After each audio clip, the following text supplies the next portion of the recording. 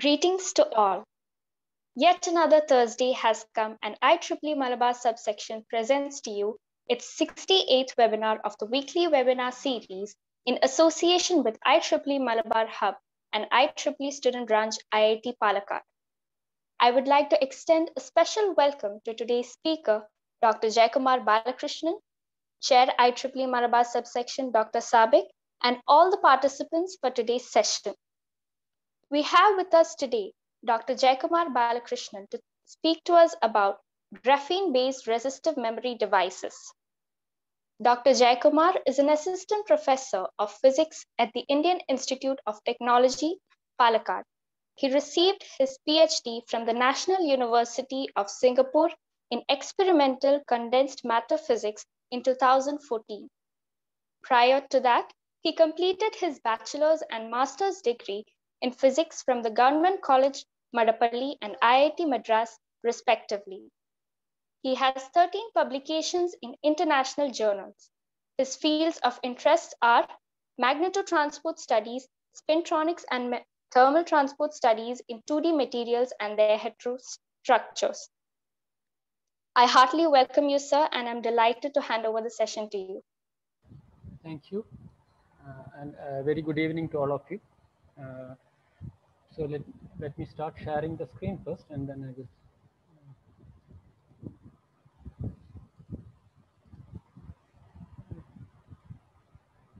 Yeah. Is it visible now? Yes, sir. Is it full screen? So you have to make it in the presentation mode. I'm trying. Just let me. Sorry, just wait.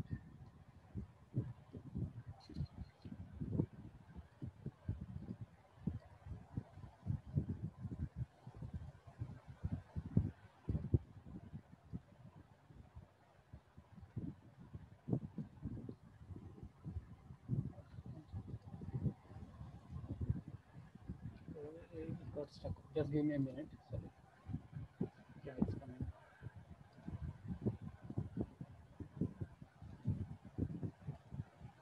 Okay, now it's full screen, right? Yes, sir. Yes, Okay. sir.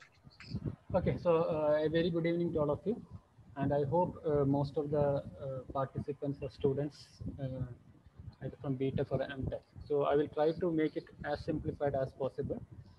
And I will also say that this talk when I'm giving, this is not going to be the conventional way, the way you have studied, or the way you uh, do these memory devices, or the way you have studied the flash memories, or all the things you have studied. I'm pretty sure some of you might have already come across these terms. And where you will see there are devices which has a mesh structure, and each mesh is consisting of one memory element, and you are going to study how these each element are interacting. So my aim is not that one. That is the implementation part of memory devices. My aim is much more, and you know, as I am studying in physics, my background is physics, not an engineering one. So I'm going to go a bit more into take one element of your resistive memory device and how that element is made, and what are the things which we are doing, what is existing, and what people are trying to, why people are trying to improve it. That will be my aim of the talk. And the way I am going to start the talk is by introducing you, taking you through something which is very basic, elementary or +2 level, which has nothing to do with electronics. But we will start with that one slide, and then I will connect it with why I am starting from that. That will be my aim of the talk, and I will show it in a way why, what graphene is and what I am doing.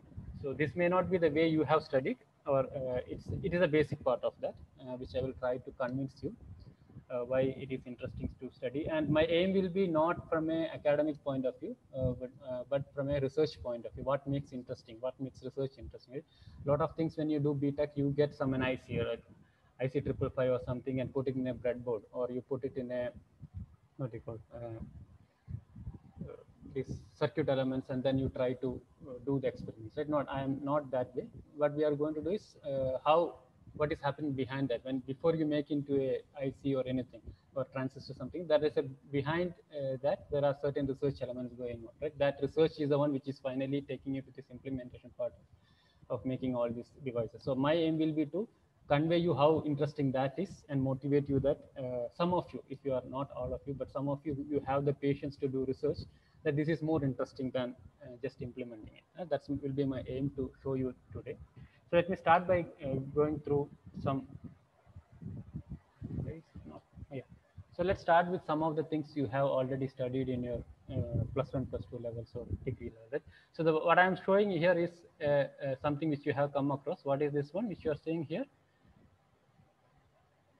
You are having, I like interaction, so you can talk, you can interact, and that makes this conversation a bit more interesting rather than I just talking. Okay, and it's a platform where you can also talk, right? So what is this one showing?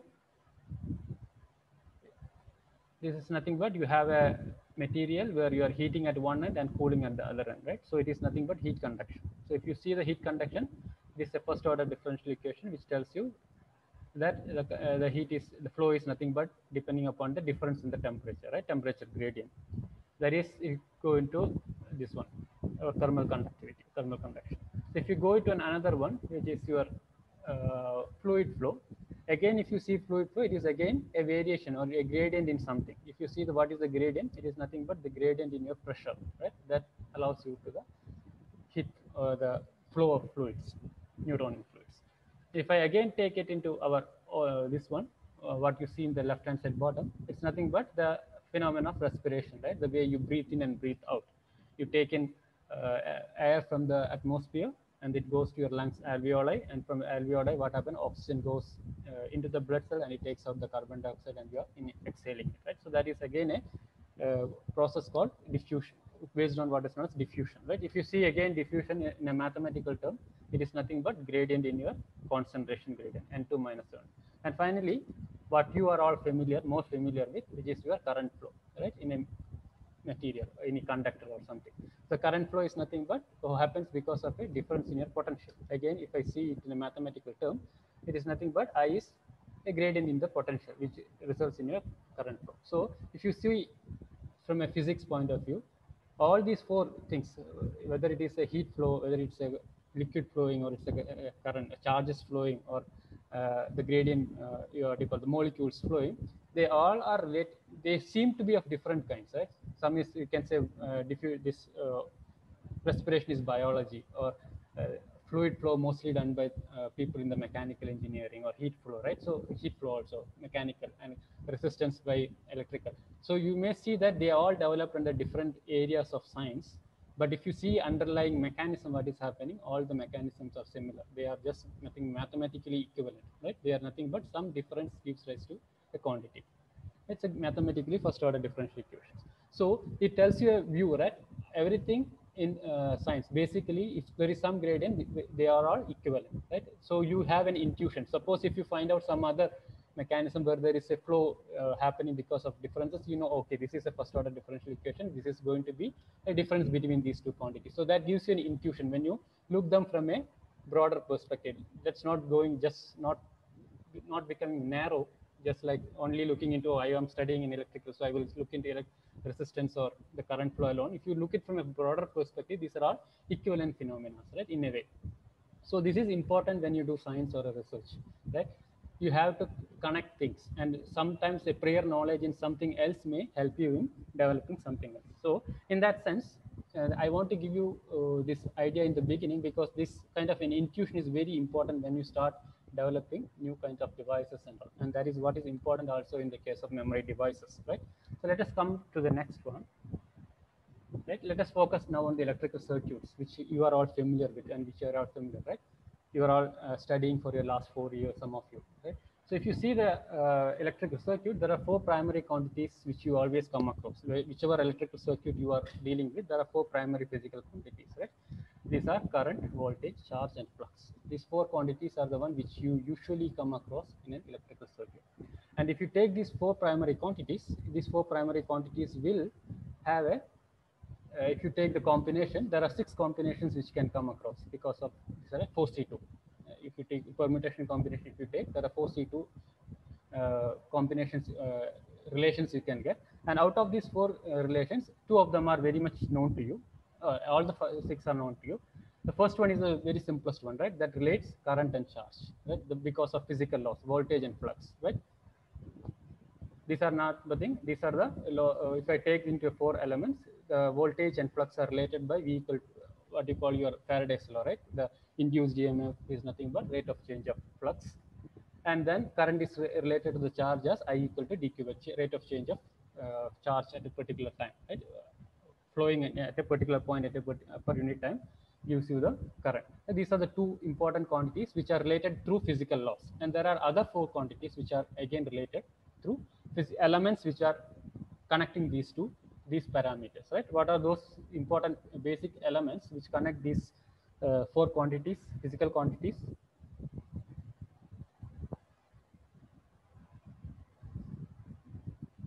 So people are very silent. Okay, so these four quantities are nothing but the voltage and current are connected to your resistance element, right? Voltage and your charge is connected through your capacitance, and the voltage and flux through current and flux through your inductance, right? So these are the three basic elements which we come across. And if you see the dating back, how when these people started using it, if it's capacitance, people started knowing it from 1745 onwards. Resistance 1827, first usage, if you can date back to 1831 onward. Now, if you see these three elements, we will see that all these four sides of the square, right? Three sides of the squares are known to us, right? Like voltage and current are connected through resistance, voltage and charge through capacitance, and similarly the inductance, right? But there is one element which is missing. And if you see till 1971, people did not think about it, but just based on the symmetry, right? Since all this, there is a combination existing. So Professor Leon Chua, right, from University of California, Berkeley, he came up with the idea that there should be a relationship between flux and charge, right? And he said that the relationship, the quantity or the element which relates this flux and charge, he took it as gave the name memristor, right? That's what I think you have come across the term memristor at least. Anyone can say hello? Right, so there is something known as a memristor which comes into picture because of the symmetry. So he proposed this idea in 1971. But people, and the main idea, the initial proposal is that the charge and the flux is the magnetic flux. Right? When you talk about flux, your Faraday's law or whichever electromagnetic induction, when you talk, it is a change in flux, magnetic flux, which relates, right? So he said that there should be some relation between the magnetic flux and the charge, and he said that element which connects charge and the magnetic flux is memristor. And people tried it, but nobody gave so much attention to that till 1971. But in 2008, for the first time, if you see, there is very lagging in the.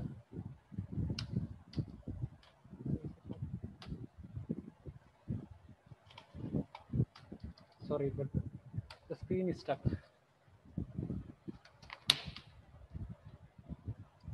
Okay, fine. Yeah. So in the 2008, for the first time, researchers from HP, the Helvet and Packard, right, the company which produces desktop machines and all. So they came up with a what do you call first device, which they said has the properties which was proposed by Leon Chua in 1971. Right, it has a memristor effect. That means the idea of memristor is that unlike all the other three elements which are linear elements, memristor is a non-linear element. That means your potential or the current in the potential drop associated voltage is determined by the charge present per whatever charge is present at that time. So it has a dependency on the charge. For example, when I rate potential current and voltage, where Ohm's law V is equal to IR, R is a material property, right? It is a material property for a particular element. It does not depend upon the current. Whatever current flows through the for a linear material, depending upon the material property, you get a resistance, right? But in the case of a memristor, it is not the case. It also depends upon how much charge is present in the system. So it is a non-linear element. It depends upon the what is the quantity of charge you have in the system at that point. So he proposed that one. Until 2008, nobody could show that. But in 2008, this paper by this Williams from the HP, they showed that if I take titanium oxide, which is a very well-known element. I think most of your glass coating and all, right, where it comes. So this titanium oxide, what they did was they made a junction of titanium oxide, two kind of titanium. One is the perfect titanium oxide. That means you have TiO2 grown without any defects or anything. And you combine it in another titanium oxide layer, which has an oxygen deficiency. And the oxygen deficiency is very small in amount, which means you are having, for example, if I had 500 titanium atom, then if you want to make 1000 titanium oxide, you need 1000 oxygens, right? TiO2. So 1000 oxygen to make it a perfect titanium oxide. So they made such that, for example, they made one part of the system to be perfect. That means it has titanium. For example, if I have 500 titanium atoms, there are 1000 oxygen atoms. But in the other part, the left side, what they made a titanium oxide with a very 0.5% deficiency of oxygen. That means you have 500 titanium atom, but only 995 oxygen atom. That means there is a 5 atom 0.5% deficiency of oxygen. So what happens when you have an oxygen deficiency? It acts like a what do you call it? It induces charge imbalance in the system, right? The valence is broken, so you have a charge imbalance charge coming into picture. So you have a doped and an undoped system. The titanium oxide without any deficiency is called an undoped system, and titanium oxide with oxygen deficiency is called a doped system. And what they did, they made this junction and passed current through the junction. Now, when you have a oxygen deficiency, the oxygen deficiency is nothing but you are having like a positive charge in the system, right? So when you have positive charge and you are applying a positive current, for example, see this, let me, right? So see this point, right? This point where I am showing. So this point, you will see that I am applying a positive voltage to this terminal, and you will see that in the yellowish layer there are plus signs, which means the plus sign comes because of oxygen deficiency. So now if I apply a positive charge to the positive side, what will happen? The positive charges, like charges, ripple. So these charges will try to ripple and move toward the opposite direction, right? So now what happens when you when the ions are moving toward, diffusing towards the opposite direction, you are going to have a current flowing in the circuit, right? And now suppose I start applying a positive charge and the current start flowing in the middle. For example, I apply around 0.5 volt, right? And some charges have started diffusing. And if you stop it, what happens? If you suddenly stop the voltage at 0.5 volt, what will happen to the system? For example, in a normal case, if you pass a current, if you stop it, what will happen? The charges will stop flowing, right? But in this case, you can say that it goes back to its source. But in this case, what is going to happen? You are not having any charge flowing. But in this case, what is going to happen? These are atoms, right? These are atoms or molecules which have whose deficiency is whose oxygen vacancy is moving, which means the oxygen vacancy moving means from the proper the undoped atom, oxygen is getting trapped by the other one, or it is taken by the other one, right? The electrons are, the charges are getting moved from the undoped part, the doped part. So if you once you stop the potential, what is going to happen? There is no going back. It is attached to that particular atom, so it will stay in that position, right? That is why it is called a non-linear device. It is not going back. It retains its position. Whichever place you are stopping, it retains its position, and you will get the resistance, corresponding resistance, even if you switch off the voltage. So that is what they demonstrated, right? By applying a potential, you can make these charges move towards the other end, and if you stop the potential at any particular value, they will retain whichever position it was, it will retain at that position. And now if you reverse the current, what happens? Because of the polarity, negative and positive, if you make it this one negative, what will happen? Like this is shown here, all the charges will try to accumulate in one side. So there is no current flowing because ions are not flowing, because titanium oxide in its undoped form or in its crystalline, in its pure form is an insulator, right? So there is no current flow. So you just by applying the potential, now what you can see that there is a current flowing in the circuit, and the current flow is not linear. For example, if you take a 10 ohm resistor in your lab and try to pass a current through it, what will happen? Your IV current will be like this, right? If I plot an I versus V, right? If I plot an I versus V, it is going to be a linear flow. Sorry. Right? So if I plot it, right, this is going to be a linear flow, right? And if I reduce the current, it is going to follow the same path. It will follow this way or this way. It is going to follow the same path, right? So it's a linear. But in this case, what is going to happen? Wherever you stop the potential at 1 volt, if I saw, it is taking to the highest value, but it will not come back, right? It is not going to trace the same thing. It is going to have a hysteresis, right? and this hysteresis is responsible for your, right?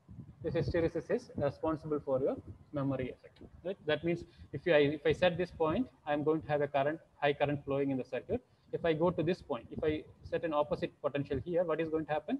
At this point, this is going to have to the lowest potential. So that means by applying this voltage, I can set a current value. I can set your device, and by applying this voltage, I can reset it back to its initial value. Right? That is what they said. Now, if you see, this is a memristor effect. This is a memory effect, right? I can set and reset the values, and if I stop the voltage at this point, it will retain the value at this point, the current value at this point. So it has a retention possibility. So it behaves like a non-volatile memory. I can say that it behaves like a non-volatile memory. And they claimed it to be equivalent to what 1971 memristor theory was proposed, right? So that's how it started. The idea of memristor and all started. Resistive memory devices. In a way, it became theoretically well known. But the problem with this concept, this idea was that if you go back to the initial proposal by this professor, he said that charge is coupled with the magnetic flux. But in this case, what you see, the charge, there is no magnetic flux coming into picture. It's only the deficiency, the ions which are moving, right? The oxygen deficiency which is making this thing to have this effect. So there is a discrepancy in the explanation. Is it actually a memoristic device or not? Can we call it actually a memoristic device or not? Then this starting from 2008 till now, it is still a problem which nobody has come to a conclusion, right? If you want to have a very nice article, a lot of people agree to it, not a lot of people does not agree to it. So if you see this paper, which I am showing you here, a simple test for ideal memoristors, it is 2018, right? 1971 till 2018, there is a argument going on. If you come to the last, you can have a look at this very nice paper. Last part of it, they say at the moment we are not aware of any experimental resistance switching device that can pass our test, right? So there is no device till now which actually passes this test of memoristor thing, right? People are a lot of people say they do work on memoristor, but actually whether it is a memoristor or not, that is still an argument point. So we will so in order to make this common ground, we will use the term instead of memoristor, resistive memory device. Okay, the reason being, you can have the same switching effect even if you have, instead of having a magnetic flux or a charge imbalance, even if you have magnetic polarization, or if you have ferroelectric polarization, you can still have such kind of effect coming into picture. So in general, we can call them as resistive memory devices. And if you see resistive memory devices, you have a lot of possible ways of making this nonlinear IV curve happening. For example, the one which we discussed earlier is nothing but this valency change memory effect, because this memory effect comes because of a valence change in your oxygen valency in your deficiency, right? That is, so it is a valency change effect. You can have temperature effect, you can have electrochemical effect, you can have a solid electrolyte like silver doped arsenic sulfide, and you put them in across the two electrodes, you can still make this kind of memory effect. You can have phase change memory, where you can, by applying pressure or something, you can make the material crystalline and amorphous and then make the current conducting. And you can also have magnetoresistive effect, where you can have elements which are magnetic in nature and use that for studying memory effect. This is the one which most of the time you are widely studied one is a magnetoresistive memory effect, right? So these are all comes under class of memory things, and I am going to concentrate. I did my work mostly in the magnetoresistive and recently in the valence change, right? So I will concentrate on these things and see how interesting these are from a research perspective, right? So we'll start with this magnetic memory effect, resistive memory. And this is the field which I started my research work initially. I don't do it too much now, but still. So we'll start with this idea of what are known as hard disk drives. Right? This is the one which you have already seen. All your recent computer drives, whatever you are having, your hard disk is made up of such elements. Right? You have the circular element, which is your reading the magnetic read points, right, or the bits, right, and you have this part which is the one which reads or writes your magnetic data into this bits, right? That is a standard structure of your hard drive.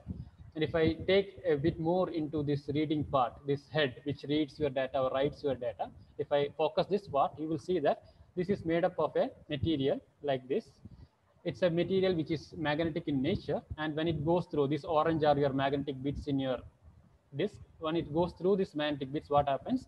The For a magnet, you know that there is a dipole moment, right? So when it passes through this read or write magnetic bits, the magnetic dipole moment changes. Either it remains same or it may change its orientation. So the change in the magnetic dipole moment creates a current in the circuit, and you read that current as 1 or 0. Right? That's what how you read your magnetic your data is read or written read in your from your hard disk drive. Right? So if I go more into deep, you will see that this blue structure, which was reading the head, it is actually consists of a 3-layer structure. The 3-layer structure is nothing but the green layer is a ferromagnet, the yellowish one in the middle is a normal metal like chromium, something like that, and then again the blue layer is again a ferromagnet. So you have a sandwich structure, which you call the GMR structure, which is the one which is actually reading the data. And this is very important because this structure, for example, uh, these blue and green, we are magnets, so they have a dipole moment, what you call as magnetic dipole moment per unit volume as magnetization. So you can orient them in one direction. Sorry, what happened? Right, you can orient them in any one direction. The dipole moment can be aligned like this, right? So initially, suppose this is like this, oriented in this direction. Now what happens? So your magnetic bit is again a dipole moment. It may be like this. Sorry. So the magnetic moment can also be aligned like this. So if it is of the same direction, there is no change. The current remains same. Suppose it is in the opposite direction. This is like this, right? What happens? This element will try to change in the direction of this element. So this will, from here, it will move to this direction, right? So that means the orientation of these two changes. So there is a change in the current in the circuit, and you are going to read it as 0 or 1, depending upon what it comes up. So that is the way actually it happens, works. And if I go into a basics of this one, it is nothing but the simplest diagram is like this. You have a magnet which has a particular dipole moment in one direction. Then you have a element which is metal like chromium, which is very thin element, and then you have a ferromagnet, again a magnet which has a dipole moment oriented in the same direction. Now what you do, you pass a current through the circuit. Now when you pass a current through the circuit, now the current will pass through this material depending upon whether the material, the system allows the current to pass through or not.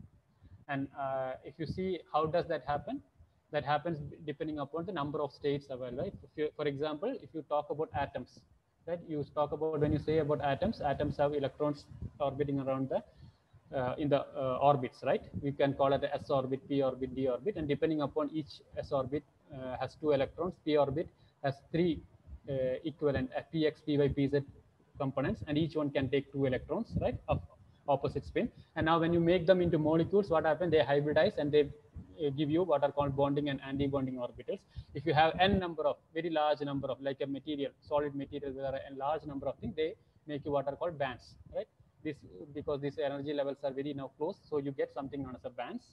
And in certain materials like ferromagnets, what happens? Because of Coulombic interaction, these bands are split. They have a what happens is they are split in the energy. So some of the bands are completely filled, some of the bands are partially filled. So when you pass a current through such a ferromagnet, what happens? Because there is a completely filled band, one kind of electron with one kind of spin is completely filled, it allows only one particular. That means when you say electrons, there are 2 kind of spins possible. So only one spin is allowed to pass through. That is why it is called magnet, spin polarized current. So that is what is causing this what you call magnetization in the material, right? This band structure. So when you pass a current through this material, what is happening? You are predominantly going to get one type of, depending upon the direction of your dipole moment, your electrons with one particular dipole moment, so, like, okay, magnetic dipole moment are going to pass through the material, and it has to complete the circuit. That means it has to come from here, go into the metal, and again go into the third material, right? So if I want to go into third material, the third material should also have states available, free states available for it to flow, then it will only complete the circuit. Suppose the third state has an opposite magnetization like this, right? Initially you have an up one, and then the second ferromagnet has a down spin. What happens? When the electrons from the upspin electron come to the third state, it will find that the third state is completely filled. There are no free space available for this one because this is completely filled. So you don't have current passing through it. So you call it as a negative high resistance state. That is the way your read heads in your GM hard disk drive is working, right? So this is the important point, that because your read head drives are working basically based on the magnetic dipole moment, orientation of the magnetic dipole moment in the two layers, sandwich layers, right? If they are in the same direction, you have a current passing through it. If they are in the opposite direction, you have a less high resistance state happening. Now, how does this work? When you go, if sorry, suppose you draw something like this, right? This is your magnetic bit, right? So now if you take this read head close to this magnetic head, if this is of the same direction, what will happen? The current, this, because this is a ferromagnet's dipole moment is aligned by neighboring elements, right? If they are on the same direction, nothing happens. The current flow continues. But suppose this one was in the opposite direction. That is your magnetic read element, which you have now at an opposite direction like this. What will happen? When this element comes close to this one, because it is close, this magnetic dipole moment is close to this one, this will try to change its orientation, right? This will try to flip its orientation. That means the current in the circuit is now going to, because this is now this configuration, the current in the circuit is going to be high, so it will read it as a zero state, right? If in the same state, it will read it as one, or it as a zero state, right? High resistance state. So that's the way it actually works, and it's a very interesting research area where people work trying to work. And now, why is it interesting in research? That's the next thing we have to understand, right? So people have already done it. IBM is the first one to bring this kind of magnetic resistant device in 1990s. People have already done, and everything is working fine. And why is it interesting to do research in this field? Right? That's the next question. The important thing is, if you see, this looks very easy, right? The structure looks very simple and all. But if you actually see this one, the current in the circuit, first it has to come from the magnet and then go to the normal metal, right? That means there is an interface between the metal and the ferromagnet and the metal, right? And whenever there is an interface, if the resistance of the interface is not matching, you are going to have scattering. Scattering, what you mean by scattering? You are going to have a high resistance state. Whenever you have a high resistance state, the current which comes from here to here, right? When it flows it is not going to give you a what you call the dipole moment orientation. When you have scattering, the dipoles can get oriented in a different direction. Suppose if it is starting initially, your dipole is in this direction. If it comes into an interface and gets scattered, right? This dipole moment may change its direction like this, or it can flip completely, right? So the orientation may change. That means you are losing information. Your information is completely contained by the direction of your magnetization. So whenever there is a scattering happening, your polarization or the information which you are trying to pass is going to get lost. So your ratio of your interface resistance between the magnet and the metal is a very important factor. And if they are not matching, you are going to have a very big problem. So it's a very what you call critical problem that these devices will fail to work. So people have come across with different ways of overcoming this problem. One way to overcome this problem is, the problem arises because your resistances are not matching. They are not too different, but they are not the same also. That is a cause which makes this problem. So what people come across is, they came with an idea that they will introduce a what you call a layer of insulator, very large insulator layer. What happened? Sorry, just give me a minute. That they came with the idea that you can put an insulator layer in between this one. So what happens when there is an insulator, current cannot pass through in a normal way. But since these are quantum mechanics, these insulator layers are very thin. Like for example, these are 1 nanometer thickness and all. There is a possibility for a quantum mechanical tunneling to happen. So you people usually come with this idea of putting a insulating layer in between these two, right? So that you can have the electron current can tunnel through this thing and then give you a polarized material. So that is the normal way of doing it. So if you want to do that one, you need very high sophisticated materials like MBE and all to do the deposition. For example, this is one of the things, right? Even if you do such a the one which I show here is a work which we did, where you used a magnesium oxide layer as a tunnel or as a insulating layer between the two ferromagnet and the metal to make it to make the current to tunnel through the circuit, right? But if you see with all these things, the resistance change which you are going to get, that is between the two states when the both the magnetization are parallel or both the magnetization are anti-parallel, is only in milliohm range, very small, right? Even at room temperature, it is the best. If you have a very good interface, you are going to get is only 40 milliohm. Right? It's a very small resistance change you are going to have. So your system should be very good. The way you pick the sense this, these changes should be very good. If there is any noise and all coming into picture, if your system is noisy, then you are going to get into trouble, right? Because you cannot differentiate between 0 and 1 in that case. So it is very important that we have a very good interface and very good sensing mechanism to get this uh, to detect this resistance change which are in the milliohm range. So people are trying to see whether can we increase this resistance change in a better way, and how do I do that. So the important parameters which are involved are, one is this interface and the other one is, if you go, is how the current passes through this, how the current passes through this one, right? How much distance the current, this information, the dipole moment information can be retained in the intermediate layer. These are the two important parameters which we can now work with. So people usually started thinking about how we can improve this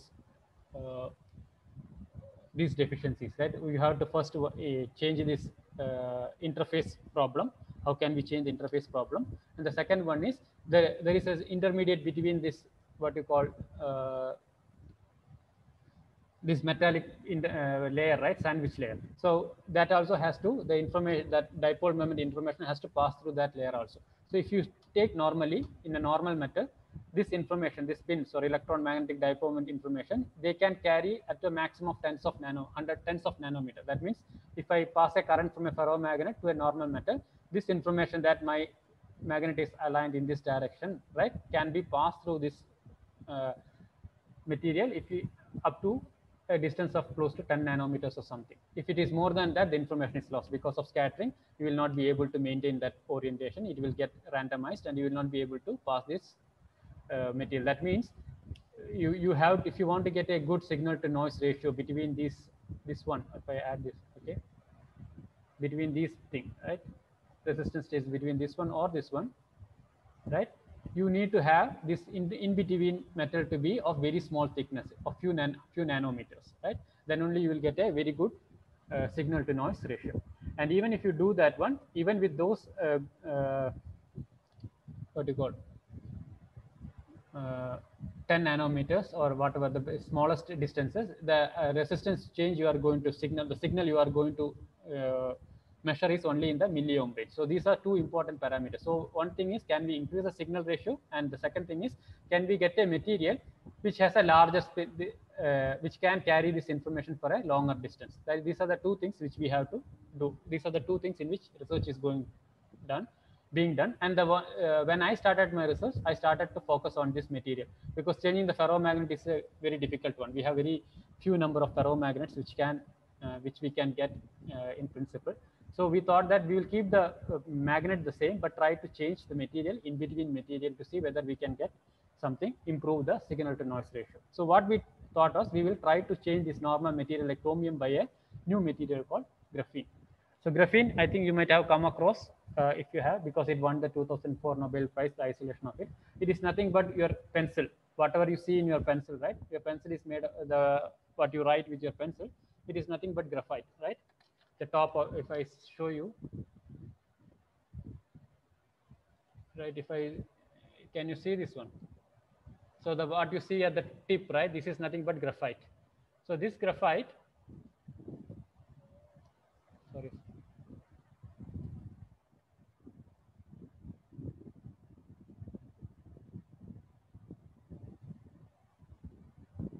Right. So this, sorry, I was just checking the chat. So this one, right, this is nothing but your graphite, right, at the top of your pencil, whichever you are seeing.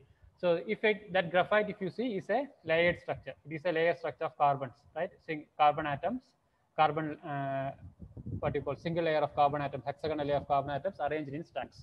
So if I can take one of these layer and put it in, that is called graphene. So taking only one layer of carbon atoms if you can take that one, it is a perfect two-dimensional material. You called it as graphene, and it has very interesting properties. So when we 2000, when I started my research, it was just 2 or 3 years before only graphene was discovered, isolated. So it was a very hot topic at that time, and it had very large, very what do you call, uh, it was because of its properties, lots of people were trying to work on it, and at the same time I also joined for my PhD and started working on this material, right? So I thought it is interesting if we change this normal material like chromium and all with this carbon atoms and see how these spin signals can be changed. That's what I tried to do.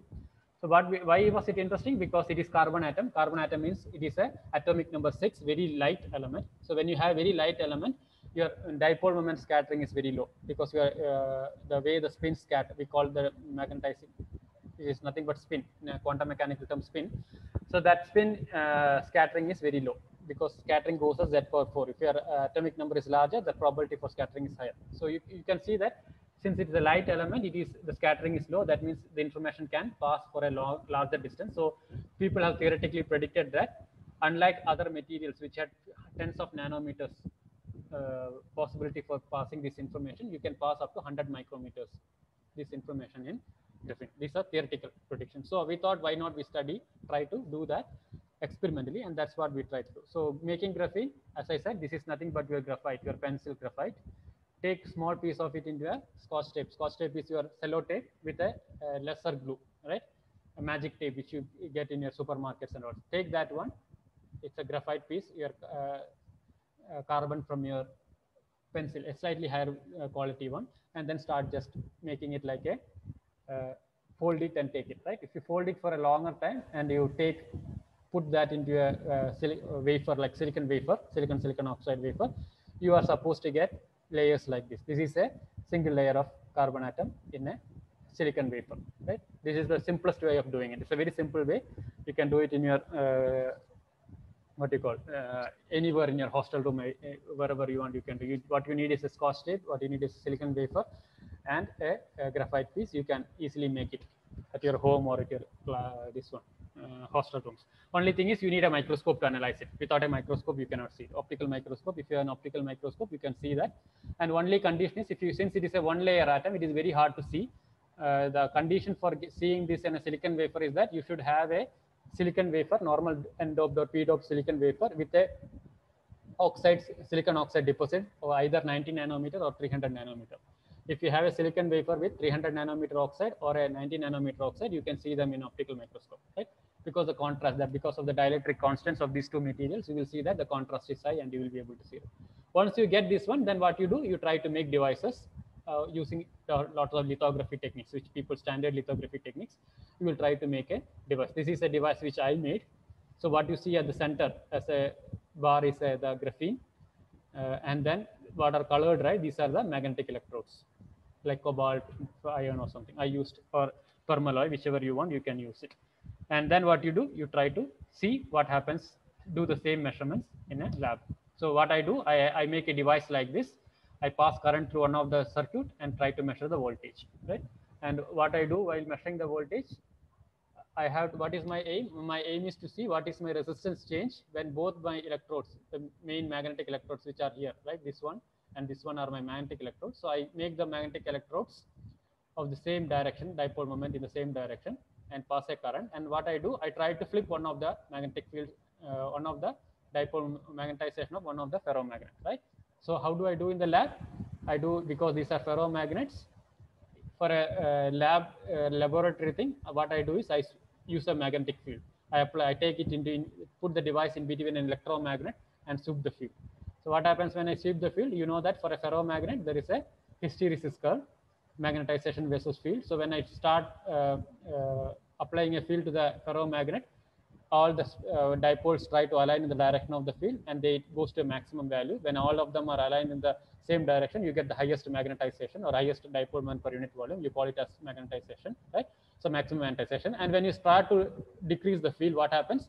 It will not come back, right? That is why it is called a ferromagnet, right? It has a hysteresis, so it will start to follow this path, right? And what happens at zero field, it will not go to zero, but it will have a non-zero magnetization. We call it as Raman magnetization. And if you again reduce the field in the opposite direction, what happens? It will come to a point where it will flip its direction of field magnetization. Right? If it was initially like this, what happened at this point? This will try to flip it in the opposite direction, right? So by sweeping the magnetic field in the lab, what you can do, you can start from this, both of the your electrodes in the same direction, and then sweep the field like this, right? When you once you sweep the field, once you reach the coercive field or the field at which the magnetization flips, what happens? The resistance in the circuit changes, right? That you can see the resistance dips, right? It comes down, right? That is because initially both were in the same direction, and now what happens? One of them flip its direction, so it comes down, and you can again increase the field and make the other one flip, right? So it will come back again. So this is how you demonstrate in the lab, right? When you have a spin wall structure, what you call GMR structure, with a graphene in between, what is happening? You are having a resistance change. The resistance change is in the order of ohms. For example, if you see from the aligned to the and parallel to the anti-parallel state of magnetization, you have a resistance change which is of the order of 4 ohm, right? And if you see the conventional one, which we have earlier saying, it was in the order of 50 milli ohm, right? Which means that by changing the in-between material with, right? This was a conventional one, right? Earlier one. Now from 50 milli ohm, you have come to 4 ohm. That means you have an at least 1,000 times, around 1,000 times increase in your resistance value or in the signal value. That means you are having a better noise to signal ratio or signal to noise ratio, right? So this is this tells you that by changing the in-between material, keeping everything same, but only changing the material itself, I can improve the signal to noise ratio in a structure, right? Hello? Okay, so that was the first thing which, I thought somebody was asking. Okay, sorry. Okay, so now we see that by just changing the structure, by changing the in between metal, we can improve the device performance by lots of orders of magnitude higher. So this was my first research which I started doing when I was in my PhD first year and all. Right now the question is, this was only one element, right? There are two elements which had problem. One was this element. The second element was the interface, which is because of the difference in the resistance of your ferromagnet and the material, right? So can we do something on that also? That was my next question, right? So the next question is, do all these things make sense, right? Do I actually need a material with long spin relaxation length when the present industry is driving towards miniaturization, right? The answer is because your your Moore's law says that every 2 years your number of transistors in your IC chips are doubling, right? So that means you are going into a miniaturization world. So what is the importance of having a larger spin relaxation length or a material which can decay spins for a longer distance? The importance is in that it gives you a better signal to noise ratio, right? If your material has a spin relaxation length of 100 meter, that means if I send 100 electrons in the material, it takes but if it travels 100 micrometer, up to 67 electrons are with the same informations are coming, right? Remaining 33% is going to be lost because of scattering. So that means if I am making a device of 10 nanometer with this thing, what is going to happen? Almost all the 100 electrons are going to come to the other side. That means you are going to have a better signal to noise ratio. So it is partly good because of this signal to noise ratio. But the problem again here is we have only dealt with one inconvenience, that is the signal to noise ratio. But there is another thing, which is your ferromagnet itself, right? The conventional ferromagnets. If you have used the conventional ferromagnet like cobalt or anything in your lab, you see that if you deposit a cobalt in a silicon wafer and keep it in the lab for, especially in Kerala where there is humidity and all that, you will see that within a day, next day, you will see that this becomes greenish in color. The cobalt, which was initially of I don't know whichever color it is, it will become make a lot of greenish colored thing on the surface. That is because it becomes hydroxide. It will react with water and become hydroxide and all. So there is a problem of this ferromagnet being very highly reactive with your environment as well as with your chemicals used in the lab. So when you see, actually when people make these devices, make this hard disk and all, on the ferromagnet, they usually put some coatings like platinum or gold to protect it, what you call the capping layers, right?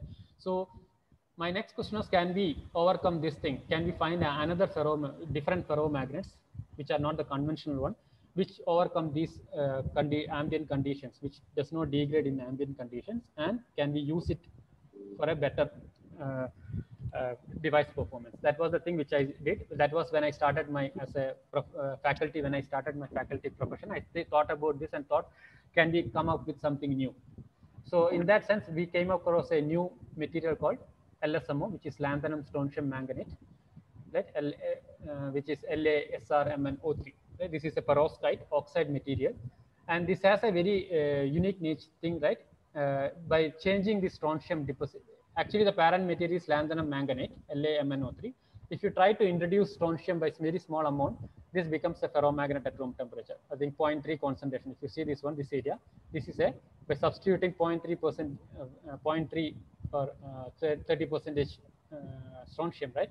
What you're seeing is that this material becomes a ferromagnet at room temperature, and it is an oxide, which means you have large resistance, and the interface resistance will be higher if you try to make a device with it. And it also has this very peculiar thing, that it has a 90% spin polarization. That means when you pass a current, 90% of the electrons are aligned in one direction, right? So that means it has a very high probability for all the electrons to travel. It will give you a much better signal. So these are the important parameters which made me think like, okay, it is interesting to work with this material. Let us try to do this material as a, instead of using our normal cobalt or iron or nickel ion, try to change those normal materials with an LSMO and then try to see how it works. And here is the point which I want to tell most of the students who are in, you are BTech students. Some of you might be interested in coming to higher studies in research and all, right? And research never goes as you planned. You may plan something, but when you do the research, you will find that a lot of things are going wrong, right? So the same thing happened with me. What I have time. I'm not exceeding the time, right? You have to tell me. No, sir. No, I have some more time, right? So what I see is that, if you see is that when you do research, research never goes in a linear fashion, like unlike academics. There will be a lot of problems you will face, and the same thing happened. If I wanted to make this device, I want to make LSMO as a crystal, and from there I want to make a thin film, right? Because I want to make these small nanometer-like device structures. So if I want to do that one, I have to use a technique called PLD, which is pulse laser deposition. I make a crystal of this LSMO and hit it with a laser, and then laser ablates this material and it gets deposited on your wafer. That's the method you do. And unlike the normal way, what happened is at the critical time, the PLD does not work, right? Because it's a laser. Even if you have a small electrical fluctuation, the laser may go wrong and it will not work. So the same thing happened with me, and it was an MTech project like you BTech people are doing. It was an MTech student who was trying to do the project, and it is a mess. We have to find some other way, right? So we thought like, anyway, we are going to make this LSMO crystal, right? And we are trying to, what our aim was to make an LSMO crystal and then cut into these small areas, like you take a thin film, and then what you do, you pattern into like this structure, and you put a graphene sheet on top of it, right? That's what we wanted to do, and then pass a current and do the measurement. So, but now this is not possible. Then we thought, let us, because you have to finish your thesis, you have to write your thing. So, and there are no time left, right? So we have to come up with something new, right? We cannot say that, oh, something is not working, so I cannot do. Nobody is going to give you a degree if you say that. So we have to come up with something. So we discussed, came up with an idea. Instead of making this structure, let us put the graphene, make a graphene into nano powder and mix that with the LSMO itself in the powder form, and then make a pellet. So what we did, we took the chemical elements, made the, it is called solid state synthesis. Don't have to worry about it. But once you make this solid, when you make this solid state synthesis, what you do, you also add small quantity of graphene nano powder into this LSMO. That's what we try to do, right? And now see what happens. This LSMO has a graphene inside it, some graphene powder inside it, and you make a pellet of it and study your IV characteristics, right? You are anyway going to study IV only. So let us study this IV just by introducing this pellet into this one. And here I have to tell you one more thing. When you are in a school or in a high school, or when I did BSc or a BTech or an MSc, most of the time when we do a study, we are only focused on, when if you are doing electrical or electronics, you are only focused on electrical or electronics, right? That subject. When I am doing my physics, I will be mostly focused on studying physics things. But when it comes to research, right, this distinction of physics, I am in a physics department, or you are an electrical department or chemistry department, vanishes. You cannot just do research only by focusing on physics alone or focusing on electrical alone. you have to know how to get into other fields also. It is mostly like an interdisciplinary. You have to do chemistry. The thing which I have never done, I have to, means you have studied chemistry, but not as a main thing, right? But when it comes to research, you may have to go to do chemistry also. You should do chemistry, you should do physics, you should do sometimes even bio, doesn't know, right? So you have to be open to do, learn things from on the go and put it into your knowledge box. So that is the same thing here. I have to start making samples by chemistry, right? Chemical methods. And what we did, we tried to do that chemical method, synthesize the sample into a powder, then mix the powder and then make it into a pellet, right? You press it into a pellet and then try to do the experiment, right? What is next? We go back to a problem of LSMography, and then there are interesting things how this is done, but I will not go into that chemical synthesis part because that is of not interest to you, right? We can go back and now see what happens to the IV characteristics. So this is the way it looks like. This is the pristine, the first one you see. This is the pristine one without any nanoparticles, graphene nano powder in it. And then once you increase nano powder, you will see that there are these small dots coming in the picture, right? Which are inclusions of nano powder. So you will see that you can introduce these nano powders of the very small amount. For example, this is 0.02 percentage to 0.1 percentage. That's the amount, weight percentage. That's a very small quantity you are introducing graphene. And what you do, you try to do the IV characteristics. So if you see the IV for this material, you will see that the insert which I show here, this is without any graphene nanopowder, which is pure LSMO. You will see that this is a IV, the I versus V curve, right? This is a up to certain point is linear, but it is becoming non-linear, but there is no hysteresis. This non-linearity comes because of heat law, your Joule heating, but it is a smooth curve which goes to some value and it can trace it back, right? Without any graphene, it is a very smooth curve without any hysteresis. But once I introduce this graphene nanopowder in, what you see, this becomes a non-linear curve, right? This becomes a curve with a hysteresis. The same thing which you saw in the first plot when our Helvert Packard people showed, right? The same curve you are able to get. That means you are able to make a memoristor out of a normal material like LSMO, oxide material, by just introducing a material like graphene into it, right? And it is also like you are having an organic inorganic. LSMO is an inorganic material and carbon is an organic material. You have an organic inorganic combination which gives rise to a hysteresis curve, which gives us a memory effect, right? By changing, introducing a small amount, that is 0.02 percentage, right? 0.02 percentage weight percentage of additional nanomaterial gives a rise to a memory effect in these materials, right? And this is again an accidental one. We did never plan to do this way. Our aim was do something different, but because the instrument did not work, we try to do something. We have to complete the thesis. So we try to do this one, and we find that interestingly, and we didn't never expected this also. We see that there is a memory effect, resistive memory effect coming into picture, and by applying a voltage like 4 volt or a 5 volt, you are able to generate currents of the order of 500, like this is 0.5 ampere, which is 500 milliampere, right? And if you see the initial first plot which HP gave in the titanium oxide, the current values are in the range of 4 milliampere, right? Right, it's a very small current range, right? And they used a voltage of 1 volt or something. But in this case, it's a bulk material. So even in the bulk material, within a range of 4 or 5 volt, you are able to generate currents of the order of 150 milliamps, and we can also retain it, right? By applying a 4 volt or something. If I put it here, what is going to happen?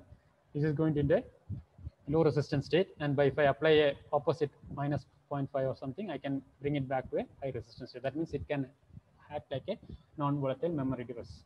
So sometimes what you call bad lucks also give you, or bad situation also gives you good luck, right? So the one equipment did not work, made you think of in a different way, and it gives you something new, right? So now it's an initial result in the sense we have not made a thin film on that, because if you want to make this into a device, you have to first make into a thin film and see that in the nanometer range you are able to reproduce this one. But this was a what you call random, means just in the lab immediately done one. And even in the bulk one, if you are able to get 50 milliampere at 4, we are pretty sure that if you make it to a thin film, you will be able to reduce this voltage at which this transition happens, high current state happens, can be reduced to your normal value of 1 volt or less than 1 volt, and we'll still be able to find a memoristor response, right? So and with a high, if it's much higher current, again you are having a good noise to signal to noise ratio. So this is a very promising result which came across recently from our side, and we are also you can see this one, right? How this happens. Again, this is nothing but LSMO with a oxide graphene synthesis by chemical method, reduced graphene oxide. So this is again the oxygen vacancies. If you apply a potential, these oxygen vacancies allow you to make this filament, which acts as a current path. And if you reverse the polarity, they come down. Right? The same thing which titanium oxide, in the way the titanium oxide did. And the only important point is that you have a current range which is much larger than which you got from the other things. So you are having a much better noise to signal to noise ratio. You can see these things even in your what you call TEM image. The TEM image shows here in the beginning without when no voltage was applied, it is like a bright color. But when once it is voltage is applied, you will start that these filaments is forming, right? This dark color ones.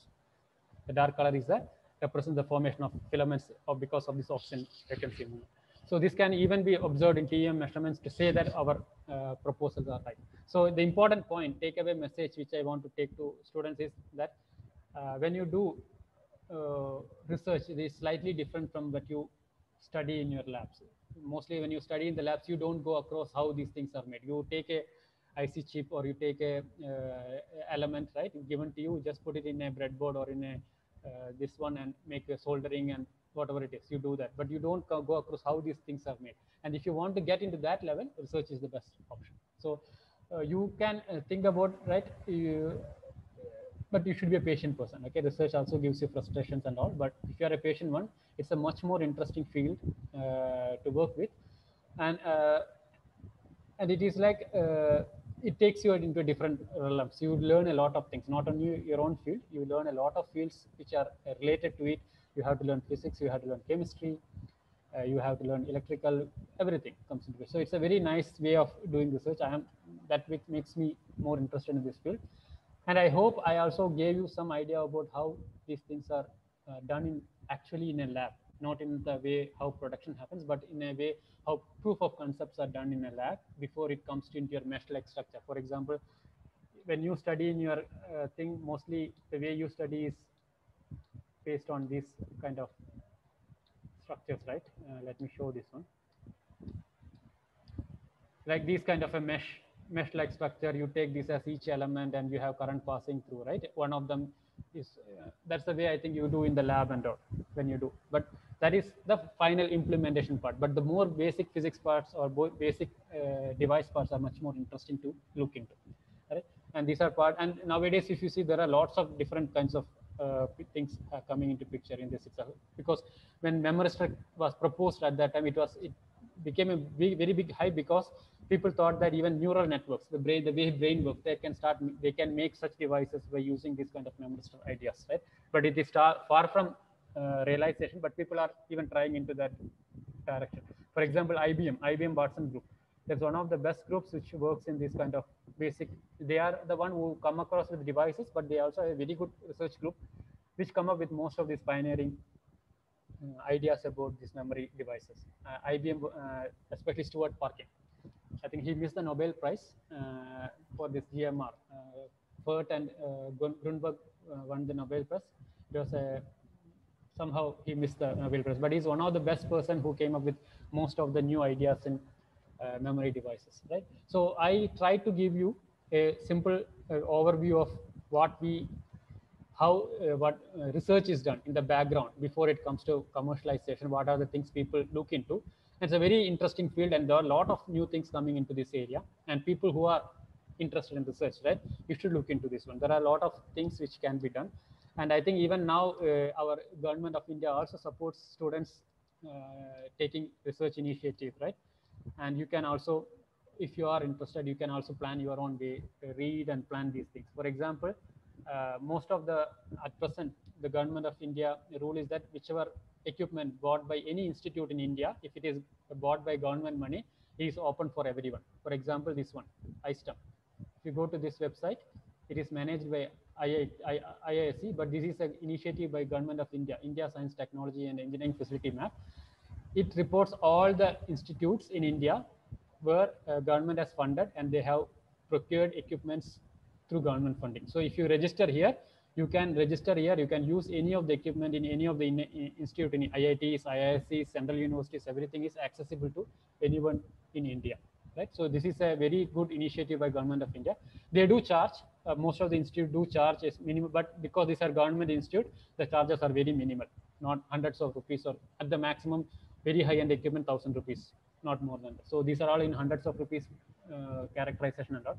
So you can make use of this facility if you are having idea and if you want to do something, right? Get into this one, take an account here, it's a free, and see what are the equipments you want, where the equipments are available, and it is open for everybody to use, right? So you can use that facility to use. And IIT Palakkad also has a lot of facilities now. Like if you go to this website, CIF at IIT PKD, we have a list of all the equipments available, and these equipments are again open to anyone in India, any student or any faculty who is working in India. If they want to use this equipment, they are free, they are allowed to use it, again through iSTEM. We are also a member of this iSTEM. So through iSTEM, you can access these materials with a minimal charge. As I said, these are very nominal charges to maintain the equipment, not very high, unlike private things. So you can make use of this if you are interested in research and all, and do the thing. And as finally, I would try to say that whatever I told you now, most of the things either I did during my PhD or as a faculty did with my students. Ajay is my collaborator in IIT Patna, with whom I started working with these projects. And Pranay was one of Sonu was the first student who started as an MTech project this work. And Pranay and Ms. Karuna continued with this. Pranay also one of the students who did work with me. Pranay just recently is going to join as a assistant professor in IIT Jodhpur. He finished his PhD and he is now going to join as a assistant professor in IIT Jodhpur. So these were the people who actually, these are the students who actually did the work in the lab, and me and Ajay were the ones who were guiding the students. So that's what I have to say, and I hope I was able to, though some of the things you may not understand, some of the things you may find too much of physics, but I think at least I was able to give you an idea about how these things are. Research happens in the lab with all these memory devices, and I also think that at least some of you might get motivated to go across, to come and do research in this field, right? And there are a lot of opportunities now to do research. So hope you enjoyed or you got something take away new from here, and some of, at least a few of you are motivated to do research in these fields. It's a very open field. There are a lot of things happening in this. So that's what I have to say. Thank you, and the session is open for any kind of questions. I will try to answer whichever way if I know. Okay. So thank you. You inspire us to do research, sir. Participants can unmute themselves and speak or post their questions in the chat box.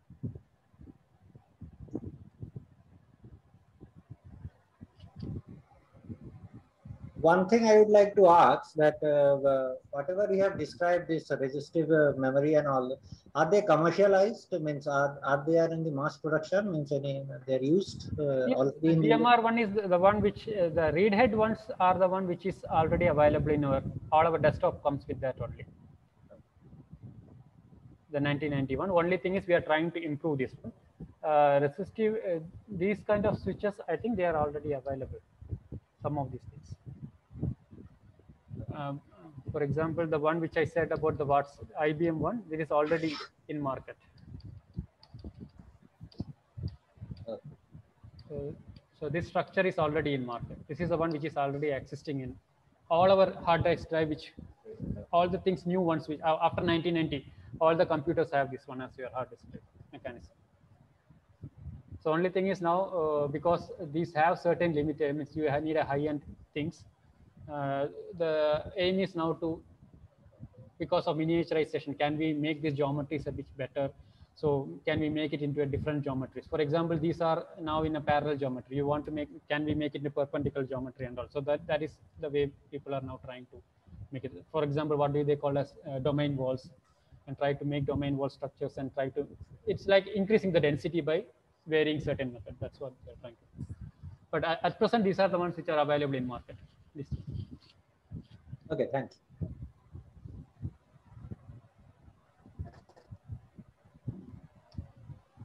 So, sir, other than graphene, what is the other material that is on the research table around the world? I think nowadays, graphene started as the material, but as you know, graphene, though it acts like a passive medium, it can just act like a passive medium for conducting these electrons, right? Because it does not have a band gap, so you cannot use it for any application wise where you need a transistor or you need some kind of a band gap. So people are now looking into other 2D materials like WS2, I think tungsten diselenide, tungsten disulfide, platinum diselenide. So there are a lot of new materials which are come into picture. And even among these oxides itself, there are these oxides. There are oxides which can be made into single layers. So people are trying with those kind of stuff. And even now we are. I mean, I stopped it for a time being because when I came here, I had to set up the labs. Now we have our labs are ready. We are also starting to work on with these 2D materials, the new materials, and see whether we can come up. And for these materials, there are even different methods. I don't want to even use ferromagnets. I can also use this spin transport without ferromagnets. I also did some research in that, which are called what are called as. I can show you only the slide. I will not go into details, but what you call spin Hall effect, right? You can also make impurities and then make these devices without any ferromagnet with normal gold which is used as your normal electrodes, right? Even with the normal gold and graphene, you can make the spin transport possible with some modifications to it, which are called spin Hall effect, right? There are different methods. Then you don't need any of these ferromagnets coming into picture, but that is still far away from getting into a what you call device thing. It is still in the research phases. So I also work with. Yeah. Okay. So, sir, all this, whatever the structures are being created, are they using the normal temperature without any sophisticated instruments that requires actually like? So these making these, as I said, these are all room temperature, works in room temperature. But if you want to deposit, for example, if you want to have this deposition of a I said there is an insulating layer used, right, to overcome this conductivity. This one. Yes. That requires a high-end material machine like this because you have to be at very high vacuum, 10⁻⁹ or something, so millibar. So that means you have to go to very high vacuum and then deposit these oxides. So there is a turbo or a ion pump, a diffusion. Engaged and diffusion pumps. Not diffusion. Diffusion goes only -6 or something. Right? Turbo and then ion pumps, I think. They will go up to 10⁸. And gate. And gate. So those things they will use, and then you have to do that. So that takes a bit of a sophistication is required, and there are not so many places where you can make a very nice layer because these are very thin layer. 1 nanometer layer means you have to have 1 nanometer continuous layer without any break. Making that is a very hard thing. Only very few people can do that, like IBM, and then there are few groups in France, Groningen, and so they are the people who can make it those kind of structures very nicely. This can be made with atomic ALDs, right? Atomic layer deposition units. You can do ALD, but ALD the thing is your precursors are this one, right? You have to react it with hydrogen or water, right? H2 or H2O2, if I remember right? Atomic layer deposition. Yes, sir. Right. So you have to have a precursor. Like that, you have a precursor which is hygroscopic, some chemical, and you have to react it with water and then do this deposition. People have tried it with ALD also, but you're getting a uniform layer with ALD, especially because it involves water, right? And if you have a magnet like normal ferromagnetic material that reacts, then you may get a bad interface. So people have tried ALD. Yeah, it is possible. I think that when they use ALD, I think they use mostly hafnium oxide or something because it is easy to make that ALD using hafnium. The precursor is some kind of a this one. Yeah, it's a very long name. It reacts with water and then you can do that. It is possible. You can do ALD also. Only thing is the quality of your interface. How good it will be. Okay. So thank you, sir. That's from my end. Okay, so that was a very informative session. Thank you very much, sir, for the valuable knowledge that you have shared with us. I sincerely some of you got something, right? At least not full. I understand that some you may not get the full thing because I had some physics behind it. I don't know how much you have gone through physics, but at least if you have got some information, I'm happy with that. Yes, sir. Thank you very much. Certainly. Thank you for giving me the opportunity. So I express my gratitude to you and all the participants on behalf of IEEE subsection. for joining us. I request all the participants to fill the feedback form before leaving. Thank you again. Thank you. See you all. Thank you, sir. Thank you. Thanks a lot.